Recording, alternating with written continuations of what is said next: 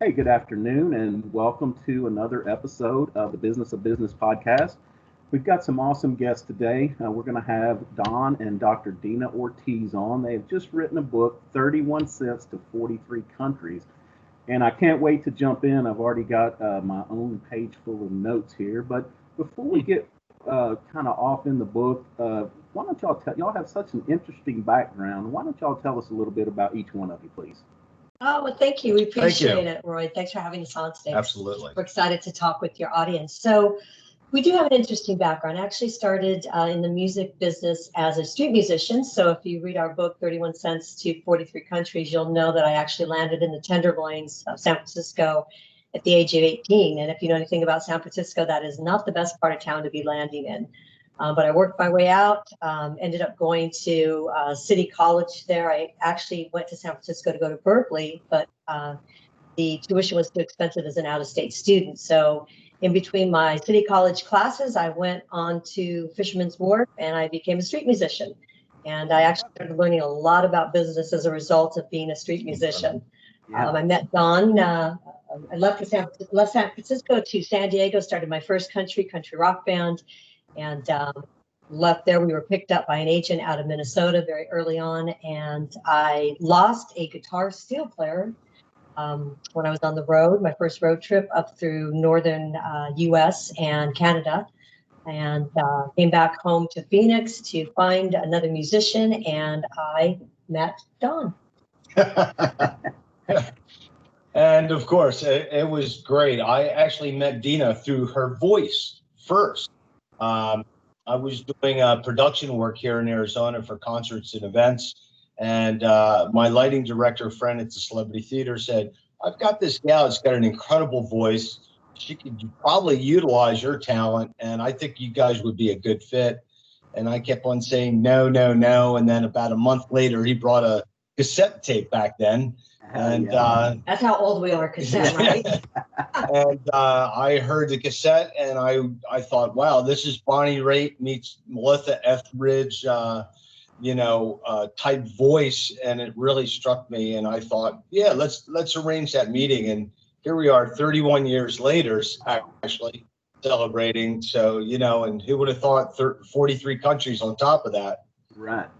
That's such an awesome story. It's a fun start. And when he joined my band about 5 weeks into it, he said, I really think, and I'm not going to give it all away, it's in the book, but I think it's time probably for you to move on. Why don't you come with me? We'll start a band together. And literally by the time we left, I think it was Wyoming was our last stop before I left my band and hooked up with Don. Literally by the time we got to his home state, Delaware, we literally had 31 cents in our pockets. And that's how we started our business. Okay. So that's how we got the title. Yeah, that's what I was going to ask you. Is that it's an interesting title. So now that we know how you got that, well, if y'all don't mind, I mean, if you want to do an intro to the book, that's fine. If not, we can just jump right in. Like I said, I have got I've already got my list of questions. So do you want to give a little intro into the book? Sure. So a couple of years ago, Don started poking me to write a book. And I said, Don, he kept saying, we have an interesting story. We've seen so much of American history, and we've done it, as regular people. We're not diplomats, we're not famous musicians, but we have really seen and experienced and been part of American history all over the world as a result of our music. Yeah. And working with the Department of Defense, U.S. State Departments, and corporate entities. And he said, I think people would be interested. And I kept saying, no, nobody cares. Nobody's interested. We're just regular people. He finally got me to do it. So I wrote a book, and the purpose was to use our stories as a gateway to share and teach business. And as you know, I have a doctorate. Along the way, I got my MBA and my doctorate in business, and I'm a professor, a college professor. So we start with stories, and then we marry that with business theories, application that anybody can use, managers, currently marketing. If you're a small business owner, entrepreneur, these are really great tips that anybody can use and apply. So hopefully it's an enjoyable book, right? The stories are enjoyable, but we also give you some takeaways. Plus, it's not your normal business book. Right. You're actually going into very foreign lands, A lot of time where it is a chaotic event that we turn into a successful moment. That's drastic, sometimes very dangerous. So it's not your average storytelling. And then the takeaways that we have after each story that you can apply, like Dina said, whether you're an entrepreneur, a CEO, or a team management group, you're able to apply these today. And that's the most important thing with what's happening today. Yeah. Right. Exactly. Yeah, and just a bit more background. Y'all were actually did some work with the Department of Defense and I guess the USO playing musical gigs for the troops and I guess the diplomats overseas. Is that correct? Right. We picked up in 1992. We auditioned here in Arizona. I think we were one of 3 bands that they auditioned here, and they told us that night we were going. It was Armed Forces Entertainment, and so it was Desert Storm 1. And as a result of that and getting actually lost in Singapore, we were able to create a 15-year relationship with them. And then that transferred over into a relationship with the U.S. State Department, where we became ambassadors of goodwill through cultural exchanges. And then when I got my doctorate, State Department picked this up and asked me to start giving lectures and teaching abroad regarding small business ownership and entrepreneurship, which has really, been a joy. So now we get to do both, and it's, we still play music. We're actually also, we get to write a song for that tour, and we actually have artists from their countries join us. So you're joining cultures, you're building relationships, you're creating long-term relationship, maybe at the table that normally wouldn't have happened, all because of what we're doing and people having the foresight to put that together and see that we can really connect with people, because after all, it is about touching people. Right. And we're all pivoting and turning right now, even in a virtual mode. We've been doing virtual, work for over 25, 30 years. And actually, Dina's one of the first pioneered online professors way back when it first started. In fact, she was getting her doctorate degree while we were on tour, in Afghanistan, teaching in Armenia or Azerbaijan and Korea. I mean, it's been amazing to know what we've been able to do. And we're helping people actually manage a better work-life balance. So all of this chaos, virtual relationship, this is not new to us. We've been doing this for such a long time. So we think, again, let's share that value information as we become more senior in our careers. We're so happy to get back and help anybody we can. Yeah, and that's evident. I mean, that's y'all had a great mission, helping deliver entertainment to the troops, but also kind of built, music is the international language. I think everybody, no matter where you're from. So, I mean, joining cultures through music. What an awesome life y'all been able to live. We've been very blessed. Even as of June 14th, the Flag Day this past year, we actually have our name on a USO monument alongside Lucille Ball, Mickey Rooney, Jane Russell, and Ann Miller.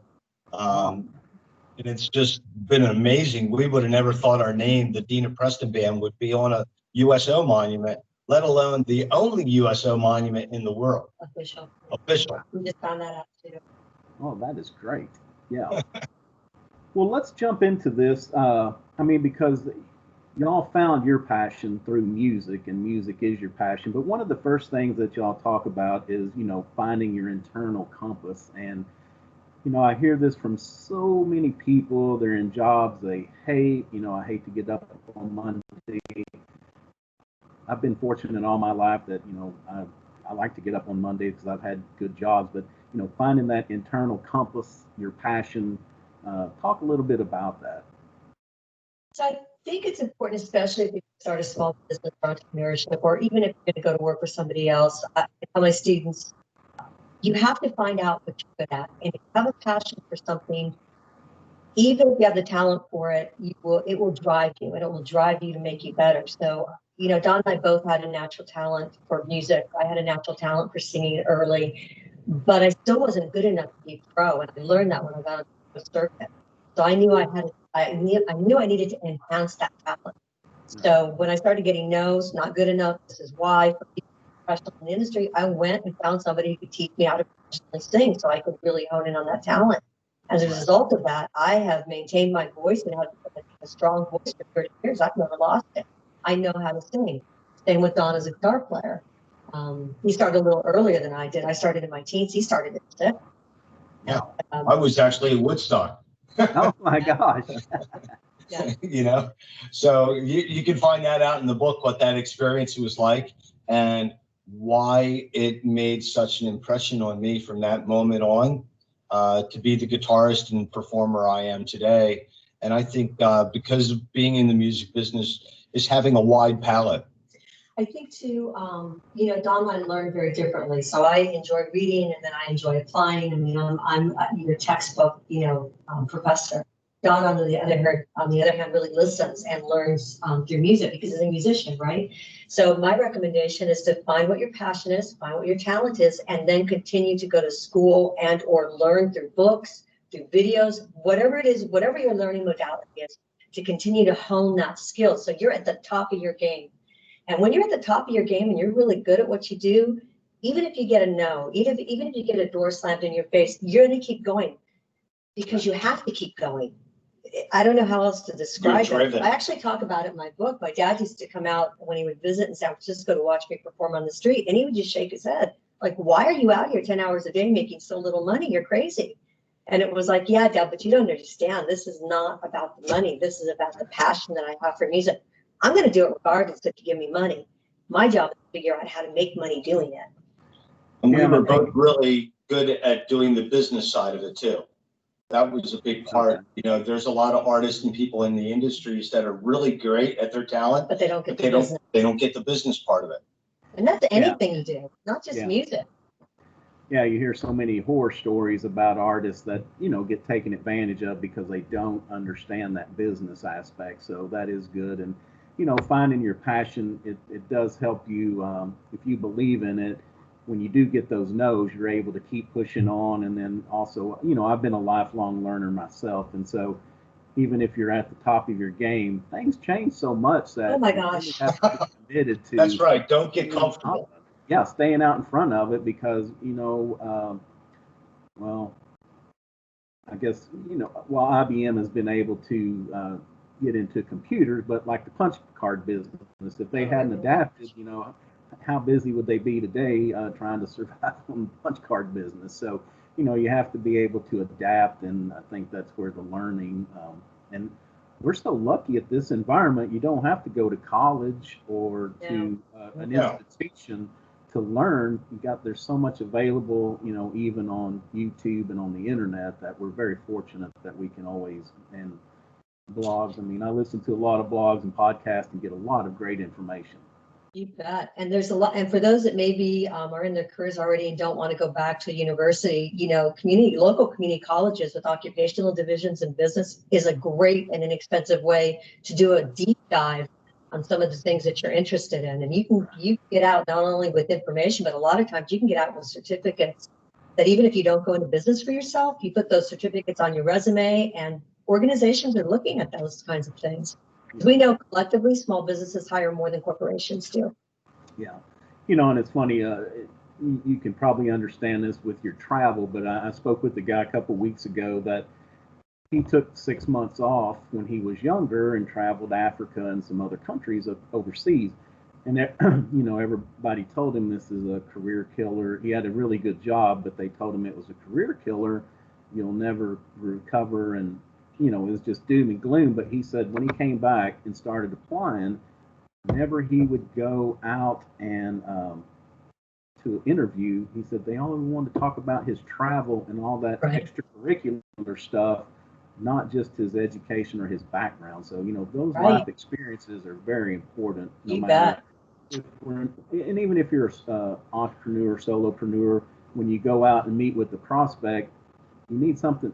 I do. I like to try to connect with everybody. So instead of just talking about my product or my service, it's like if we have these life experiences, we can try to connect with other individuals. And I think that's very important. That's such a good recommendation, Roy, because you're right. You have to find common ground first. Right. And most cultures do that. I tend to say that in the U.S., a lot of times we're handing a business card and looking for a deal before we even have time to kind of see where that common ground is. Or even build the relationship. Right. So there's a trust bond there. You know, so away in Europe or Asia, you know, the way you hand somebody a business card can make or break a deal instantly. Yeah. Yeah. Even though they'll have dinner with you and do the whole conversation, you've already ruined it. So those are things that we also put in our book that people understand. When you go to other cultures, other countries, or the way you deal with things can make or break, and even more important, create a long-lasting relationship that people really A friendship. friendship. Yeah. Yeah, and I think even if we're doing business with local people, you know, we really need to look them up. We need to get the information so we know who we're dealing with. But when you travel overseas, I'm sure y'all can attest that that goes probably 10 steps even further, because cultures can be so different. It doesn't make one right or wrong. It just means that we are in their culture all of a sudden. We have to be respectful of what their Yes. traditions are. Exactly. And you know, Roy, that's a great word, because I think respect, you get mistakes, but if you're respectful, like that will get you everywhere. Right, exactly. So another thing that y'all talk about is being purposeful, and if you could expound on that just a little bit more.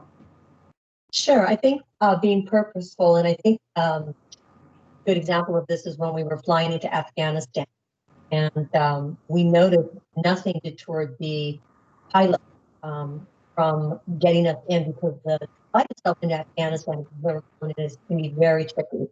They actually call it the toilet bowl. Oh, wow. Land. The reason why is that literally keep from getting shot from snipers in the mountains. But remember, we were going in at the time when Desert Storm 2 was on. It was at the beginning a year later, about a year later, and they literally do a toilet bowl. So you're going straight down. So you've got all those G-forces pretty much hitting you. And no matter what was going on, no matter what was, you know, shaking in the plane, those pilots have laser focused on a purpose and nothing detoured from that. And that, when you have problems, when you have issues, when you have challenges like we're having right now, the COVID, that keeps you so focused. You know what your end game is. It doesn't matter what wall you hit. You go over it, you go under it, you go around it, you become water. You figure out a way through it. And so that really is the lesson I took for that chapter. Yeah. It is. Plus the fact that we're off the radar. Right. Yeah. The other thing, I love the power of joy, and you know, that's one message. Try to live it, but I also try to, you know, give this to others, is that we can't put others in charge of our joy, because if we let other people upset us or make our day turn bad, you know, that's really on us about how we react to others. So talk a little more about, you know, kind of incorporating the power of joy. So we used two examples in our book. One was from the island of Kiribati, which most people don't know where that's at, but it's in the South Pacific. And we just noticed that there, if you've been to Kiribati, there's definitely some challenges there. The water is starting to recede. They're starting to have problems with fishing, and that's how they make their living, of course. The island is a bit overcrowded. A lot of the islanders have to actually leave the island when they mature to find work elsewhere, so they can't stay on the island. But there is a sense of joy on the island. They laugh, they love music, their joyfulness, and no matter the challenges, they overcame them with joy and laughter. The second and third have to do with the military. One was when we were at the theater and we're doing I've done a show for the military.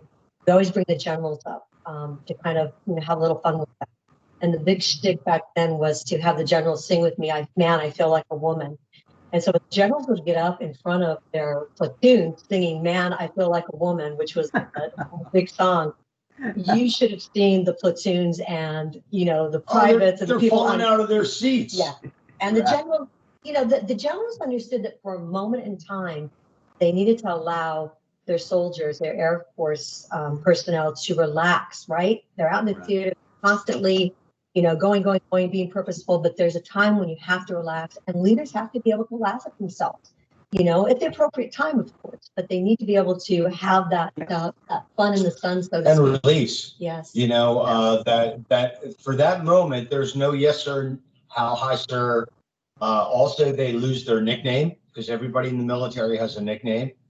They represent their country, their county, their state. It all in that moment. You know, they understand why. You know, we're bringing music from home, and when you're creating that moment with a leader, it's just outstanding because they'll remember that in the field. We've had people actually tell us, you know, we were taking on live fire, and here we were laughing about the general singing, "Man, I feel like a woman." Right. Yeah, you know, I think as leaders, even in the business world, we have to learn not to take ourselves so serious, and we need to be able to have a little fun, and like you said, it has to be the appropriate time, but we can cut up, we can be human, we can be fallible. We need to be all, people know that we are those things, so we might as well own up to it. You know, we're not hiding it. We're not hiding our, people aren't going to not think that we're perfect if we don't, you know. Right. And I agree with you, Ryan. I think the third story, which probably is my favorite, is the one we were giving a concert in Oregon to a group of veterans and Marines that were getting ready to be shipped out to Afghanistan the next day. And we know that a large number of them did not come back. But that night, you would never have guessed what they were facing because they brought them on stage with us like we do. And they were doing the risky business slide across the stage. They were just having so much fun, which taught me, for me, that's like they're living in the moment. They're not taking 1 second for granted. They don't have time to be sad, time to be scared. They're going to make this very last. And it was the full platoon. Yeah, it was. It wasn't like 4 or 5 guys. No. It was the full platoon on stage, interacting, dancing, cracking the audience up because they were having so much fun. Full house. I mean, we should do this, you know, enjoy every moment. Yeah, we definitely should, even in that non-combat environment, because we never know. You never know. And I actually, there's a guy that makes a coin that I carry that says, you know, this could be your last day. We never know. And I don't carry it as a downer or derogatory. I think I carry it as a reminder that, you know, we need to live every day for everything. And we don't, you know, we always want to put things off. Well, I'm going to wait to do this, wait to do that. There's never a perfect time. It's like starting a business. Well, I'm going to wait till the environment changes. You know what? There's never going to be a perfect time to step out and do it. You got to do your research and have your base, but at some point you just got to jump out there. Gotcha. That's why we think no means next opportunity. Exactly. Yeah. Well, there's actually a guy wrote a book. It says getting to know, because to the know, because what he was saying was, if I get to know, then I know that you're not interested and I can move on. But that's right. You know, kind of wasting that time. So sometimes getting to know, excuse me, is the better, faster answer, so we can move on to that next opportunity. That's correct. I couldn't agree with you more. In fact, we talk about that with millennial buyers now that are in the marketplace. And oftentimes, and I've worked with millennials, I work with a multi-diverse age group of students, colleagues, and clients. And one of the challenges with millennials is they don't like to pick up the phone and talk, or they don't like to deliver bad news. They have a problem delivering bad news. Yeah. But I try to share with them that we're okay with no. You know, we don't take it personally. It could be the wrong buying cycle. We could be the wrong product. We're fine with that. But tell us, because if you don't, we're going to keep dialing you. We're going to keep bugging you, because that's what we do. Right. So another thing that y'all should know a lot about is the having order in chaos, and especially if y'all been overseas in some of these war zones, then, you know, how do we keep order and not let chaos take us over? Right, and we experience that a lot. I think, and it's very easy to get pulled too, especially when there's a lot going on. So again, I think this was our example in Egypt when we were coming off in Egypt, and the local children will just, and this happens in many countries, the local children will just kind of zero in on you to help you with your bags. When we used to travel, we would travel with up to 60 pieces of equipment and gear, and there may only be 4 of us. That includes our suitcase and all of our sound equipment and musical instruments. So imagine maybe 10 or 15 children underfoot. You're trying to count your cases. You're trying not to be pulled away to make sure nobody takes anything. And, you know, a lot of distractions after you've had a 17-hour flight. Yeah, too. absolutely. You're tired. You're tired. What happened was that our our envoy, met with me, and we didn't really ask him to show his credentials. We just, he looked the part. So he said, I need to take Dina, I need to take everybody's passports, and I need to drive across to another area to get all the equipment approved before we bring it into country. So there I go, and Don's looking up at me going, I just got my wife off the van, I don't know, with all of our passports, right? Because we didn't really know him. Right, and right. And it happened so quickly. Really good. All of a sudden I went into like that shock, like, oh my God, my wife just left with those guys and our equipment and our passport. And just as that started happening, don't you know, policemen started asking for passports on the sidewalk. Oh my The gosh. second she drove away. So you have to read that one, because I'll tell you, that's how we got out of it and how we made it a good thing. Yeah, so what we learned from that experience in terms of order and chaos is that now we have pre-meetings with our musicians when we're touring. So we actually put things on the board, things that we've experienced, what they might experience, and any questions that they might have, or anything that their own travel experience is shared. So we pre-plan, right? And so it really helps with chaos, because if you're going into an experience you might not be prepared for, you might have a little history that you can draw from. So that's really important. And We've also learned to assign tasks and roles to our musicians. So when we travel, this team is going to take care of counting equipment. This team, Don and I, are going to be handling the client. This team's going to be handling this. So we start delegating responsibilities for things that we know that are going to occur. We might not be able to see the outcome of what the exact issue is, but we know that we're going to have to get suitcases off and get them through. We know we're going to have to deal with the client. Yeah. So that really helps. So pre-planning, executing the plan in teams, and then following up, making sure historically that you're following up again, because when you do that, you can add to the history for the next tour. So we found that really helps, again, with creating some sort of order. Yeah, and I think that goes a long way with business, that, we need to create a plan. It's not set in stone. It's flexible. It should be a living document, but kind of the old saying is that, you have to have a plan and you have to work that plan. And because as an entrepreneur, solopreneur, somebody starting out, a lot of times what I see is they live in chaos, and they begin to think that's where they reside all the time. They give up the planning portion, and then two things usually happen. Either at some point the business is so out of control it crashes, or they crash as a person. So I think that's very important to try to bring order to, try to keep as much. It's not always going to be perfect. I get that. No. Dina, in fact, we meet regularly all the time, every morning about it. We're constantly trying to make the wheel better. It's changing, like you said. It should be a living document. It's a living, breathing business, and it's changing, especially in a COVID environment. Right.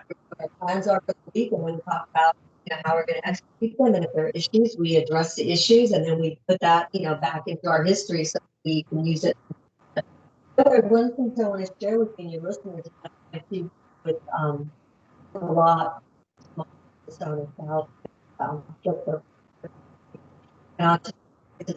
can be really good. Can be really creative people. So they have all these ideas going on in their head. And Right. oftentimes we get them confused, so they don't know how to focus, which goes back to the idea of why you have to take one plan, the process, and the roadmap, right? And you can do that by creating a plan. If you do that, a business plan is a business plan. You can use the same step to execute whatever other business you may have to be at the pipeline.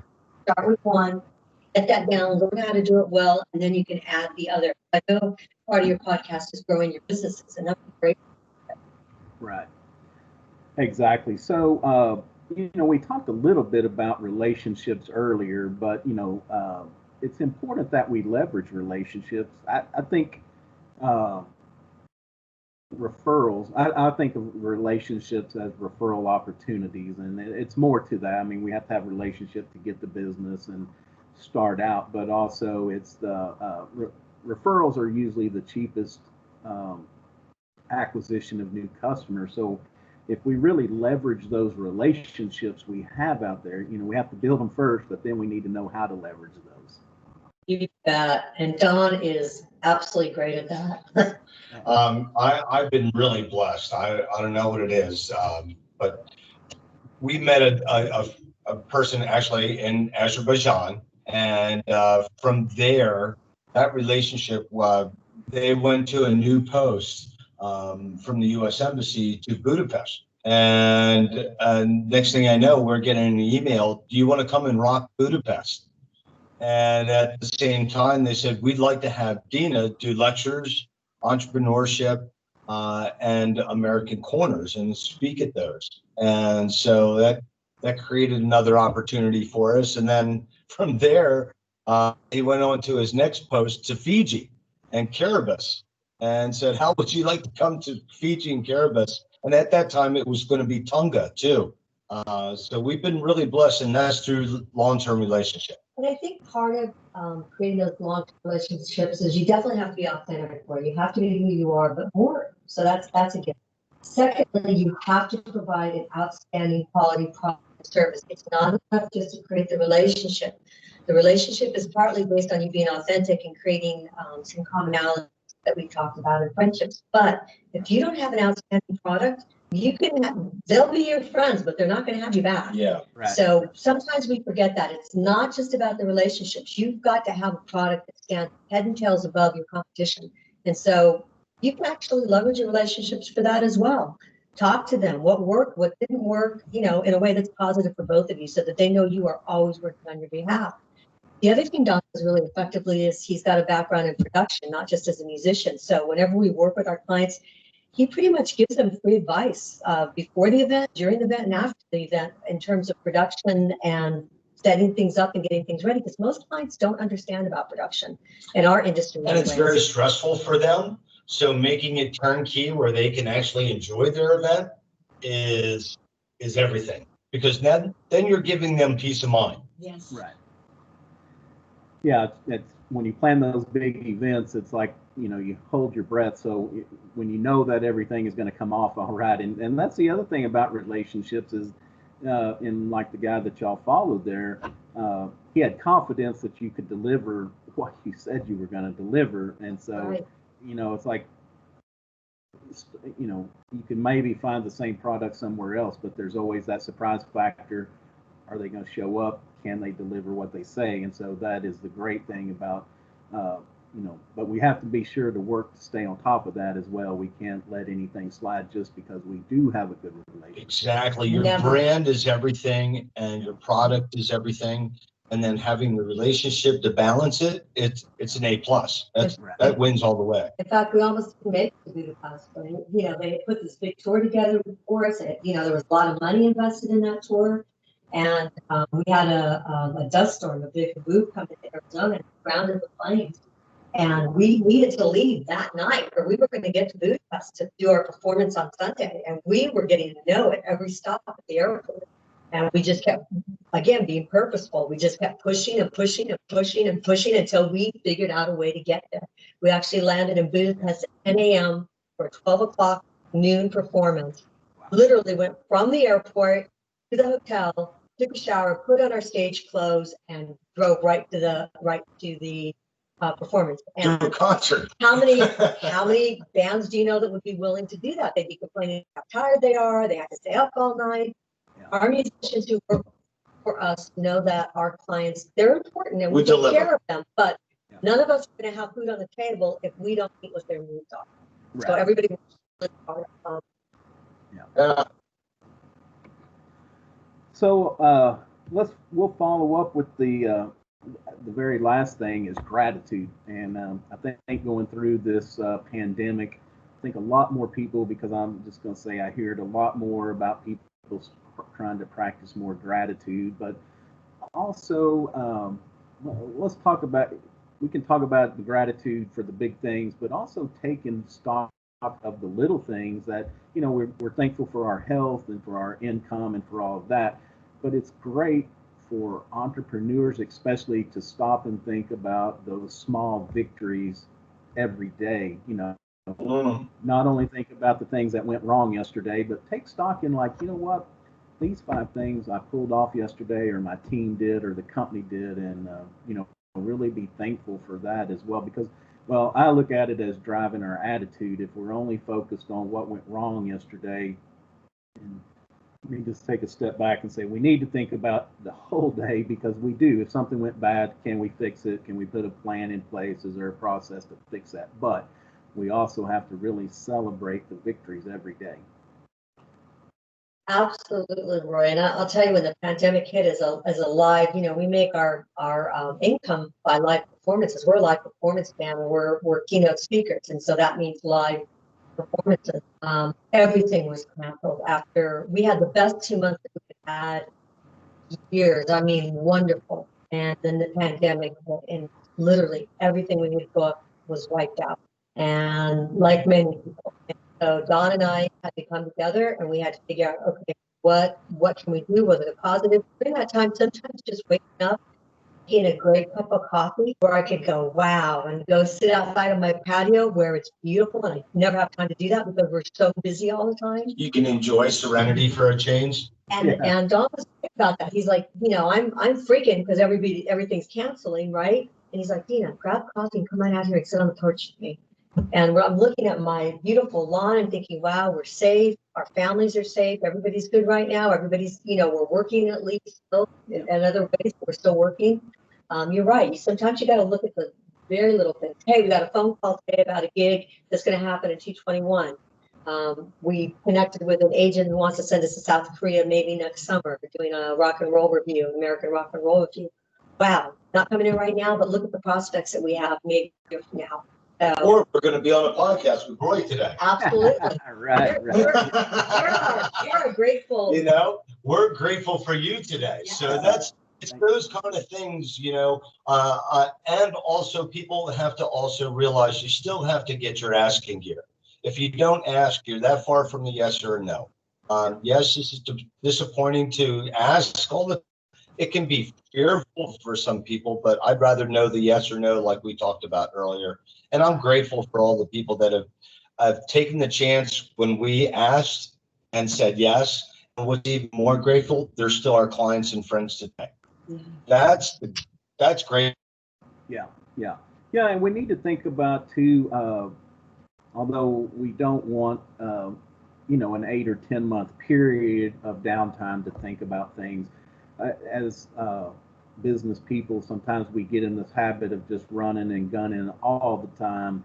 And but some things that I've read in the past is that we actually need that break in our schedule with some being able to take some mindful time for us to spur on the creativity. And so, even when we get through this, it's really good, and y'all can speak more from the creative aspect, but it's good to have that downtime to sit and actually think about things. Oh, yeah. This has been our time that just actually people should be working on their branding, getting interviews like we're doing with you today. They should be moving that dial forward to make their business happen, because there's a lot of people that are big business that are not moving their dials as fast as small business entrepreneur can. And so it's leverage time right now. This gives you the ultimate time to get yourself in the best magazines, to get yourself seated in a situation that a lot of people eyeballs on your business and brand. Development time for new product lines and services. This is the perfect time, right? Because you're going. Sometimes you just don't have the time to do that, but now that you do, think about some of the new product lines and services you could go into. Networks, look for strategic partnerships that maybe you don't have that might introduce your product or service to a new consumer clientele base. All kinds of things that you can be doing. And I will even say, right now, for us, whenever we put challenges, certainly the Great Recession, now with COVID, we actually go back and look at our balance sheet, our profit and loss sheet, and we look at what is doing well in terms of making money and what is not. And we've actually cracked the lines and said, okay, this isn't working anymore for whatever reason. We need to focus it on going to a new direction with the product, a new service. And for small businesses, like Don said, we can do that pretty quickly. And during the Great Recession, while a lot of our friends who own businesses went down, meeting planners, they just couldn't, they couldn't keep it running. We actually kept it flow and kept moving forward as a result of that. Learn to streamline and focus on what was making the most income for us, and we honed in on that and made that the bigger brand. and it became the #1 brand, which, was even more important. We found out something ourselves that we didn't know, and we've been able to, generate on that every year and change it, modify it, and make it better. So we talked about areas and these thoughts, but I think as a small business owner, entrepreneurship, or large corporation, you've got to know your numbers. You have to know your numbers, and you need to be comfortable with your numbers. Because numbers, generally speaking, don't lie, if you're being honest with yourself. And that really can help you get to good positions. Yeah, actually, because a lot of people don't know their break-even point for them to make an ROI. Yeah, and I talked about this a little before. I worked with a client years ago that in his business, I asked him, well, why do you charge this rate? It's like, well, because it's $5 less than what my competitor charges. Right. I'm like, yeah, but do you know what costs that you have going into this? Are you making money? Are you losing money? Not a clue. And so, sitting down with somebody trying to say, okay, how much time does it cost to deliver? What are the costs of the supplies? Trying to walk through this whole process. A lot of people just think, my competitor charges X number of dollars, so we'll just be a few dollars under it and we'll be good. But, the other thing you have to think about, I think, is the value. If you're delivering a lot more value than this guy, then you can charge more. We don't, my opinion is we don't always want to be always want to win on price. We want to win on value, because if people are only buying for you price only, there'll always be somebody come along cheaper than you and you'll lose out. So add that value. So true. Always. So true. And look, luxury brands are called luxury brands for a reason. They denote quality. So think about, you're talking about positioning. Think about the positioning of your product. It more than likely is probably not a low-end product. Right. It could be anywhere between higher or even medium high. So definitely take that into consideration. You'll find if there's demand there, you'll be able to find it. And if it's a quality product, people will actually look down on it and not want to buy it if you've got it lower priced oftentimes, because it might denote for them, lower quality. Yeah. That's why understanding analytics, things like that today, it's much more than just knowing what your brand is. There's a lot more to it now. And you have to be willing to take those certificates, take those programs, to teach yourself, especially if you're your own entrepreneur by yourself. You're basically investing in yourself and your brand and your business. Yeah, right. So many tools out there as a result of technology that you can use,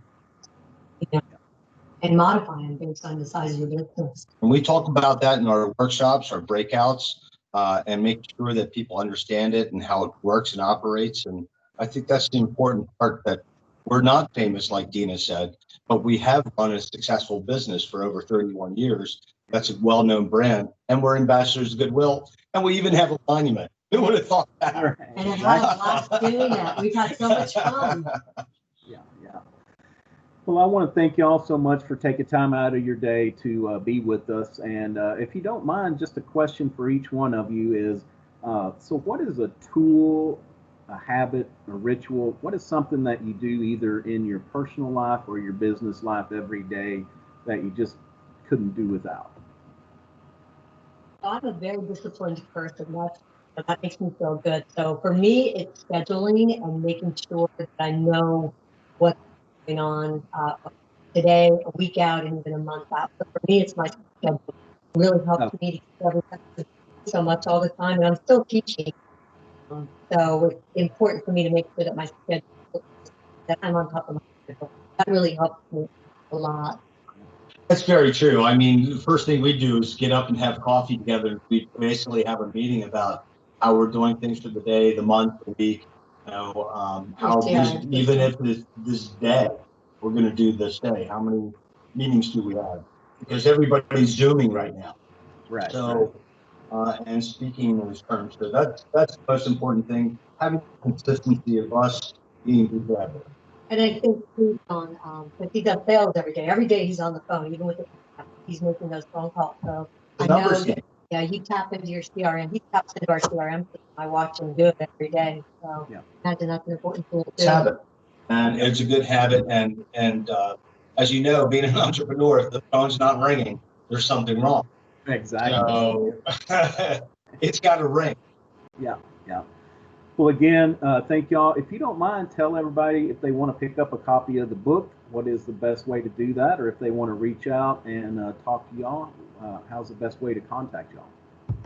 So you can find the book, 31 Cents to Hardcore Tips for Increasing Profits, and you can find that on Amazon. It's you get the paperback book, and Audible just came out. We have a fantastic voice actress that did a wonderful job. So if you'd like to listen, great. You can also go to our website, DEOC.com, or the Dina Preston Band, PrestonBand.com. And or for anyone interested in reaching out to us directly, you can certainly call on. Yeah, you can call me at 623-330-0267. Look forward to hearing from you, answering your questions, or even come speak at your Zoom meeting or anything else you got coming up. Great meeting. Thank you so much. Yeah, thank y'all very much. Well, that's going to do it for this episode of the Business of Business podcast. You can find us at www.thebusinessofbusinesspodcast. We're on iTunes, Stitcher, Google Play, and Spotify. Be sure and share Don and Dina's incredible story with your friends. Everybody needs to hear this, and go out and pick up 31 cents to 43 countries. Until next time, thank you very much. Thank you, Roy. Take care, Roy. Stay safe and healthy, my friend.